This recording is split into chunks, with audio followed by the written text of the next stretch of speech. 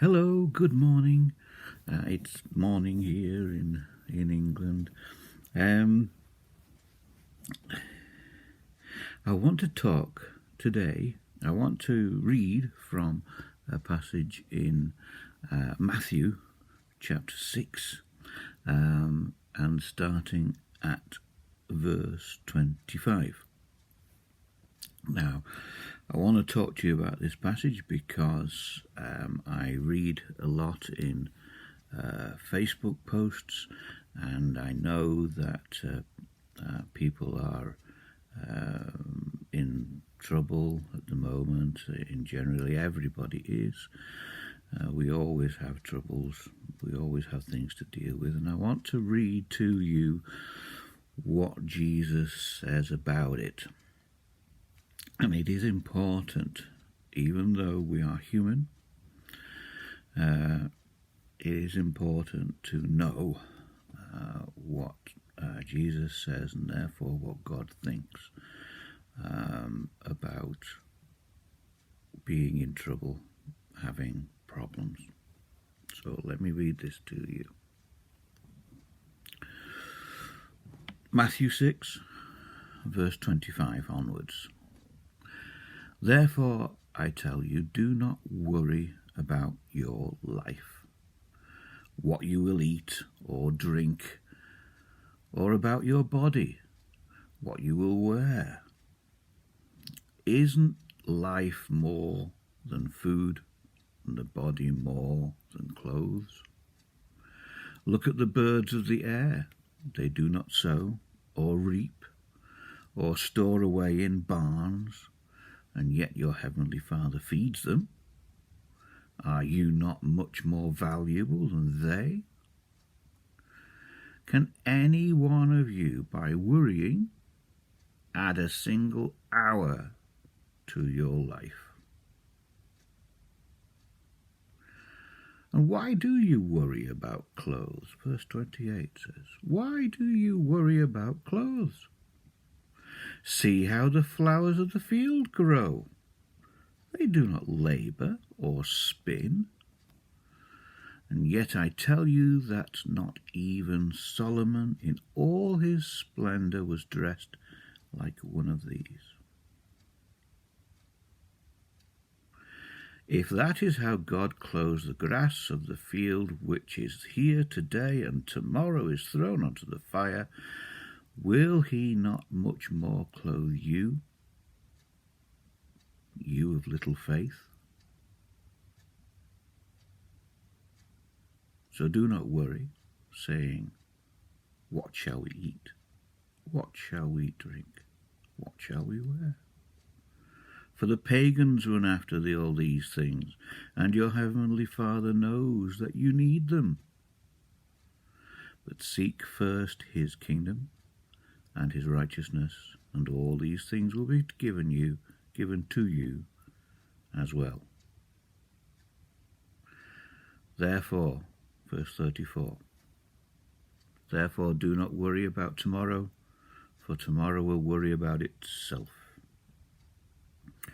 Every day has enough trouble of its own.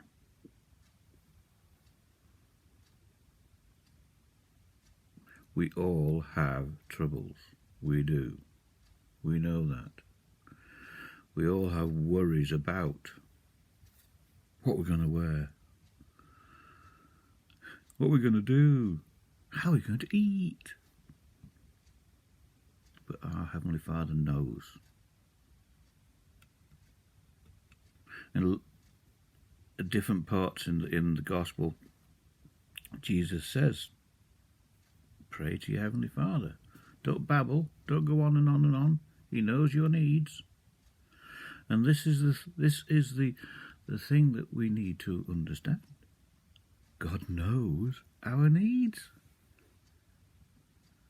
He knows who we are. He knows what we're like. And he keeps proving to us again and again and again that things will turn out right in the end. He does it all the time. things will always turn out right in the end. There was never any need to worry. And even when somebody comes to our door and knocks on it and says, I've made too much food, I'm going to share it with you. I'd like to share it with you.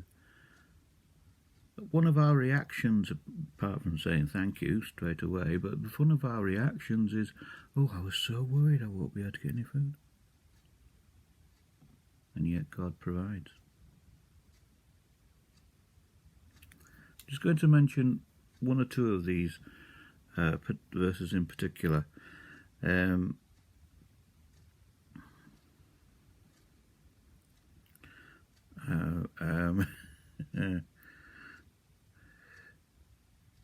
was the verse that said, there we are. Yes, verse 30.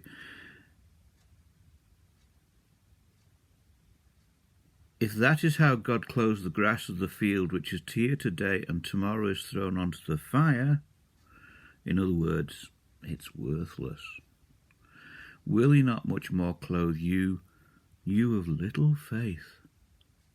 Now, Jesus actually understands here that we always worry because we don't have faith. And he understands. And because he's understanding, we know that God is understanding too. Heavenly Father. When Jesus talks about his Heavenly Father, he's talking about God, the Father. Jesus is God the Son. And he's talking about God the Heavenly Father here. And he is saying, Jesus is saying, my Father, your Heavenly Father, my Father, will look after you, even though he knows you have so little faith.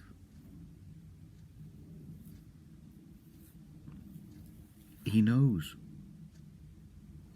And yet we're so special to him. We're still so special and so... can't think of any other word. To him. We're so special that he knows we have little faith, and yet he still provides. He knows we're going to worry, but he still provides solutions to our worries. And that is a wonderful thing. It is a wonderful thing. How do we repay God for his goodness? Remember that God and Jesus, they are our captain, our king. And even though they are gracious to us, we want to do something. We want to repay somehow. How do we do it? We say thank you. Whenever we get a blessing, we say thank you. Do you remember the account in the Gospels of when Jesus healed 10 lepers or 10 ill people? I think they were lepers. My brain, I'm getting old. So they were lepers. Okay, and one on the way to he told them to go to the church, go to the temple, and present yourself in front of the priests. And on the way there, they realized that they'd been healed. How many out of the 10 came back to Jesus to say thank you? 1. And Jesus commented on that. Where are the others? He said.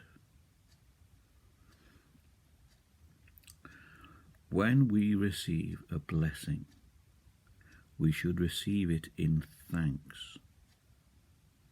Thanks.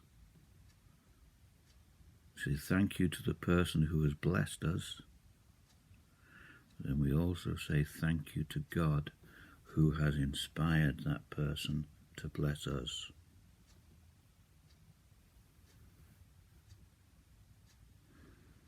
So there we have it.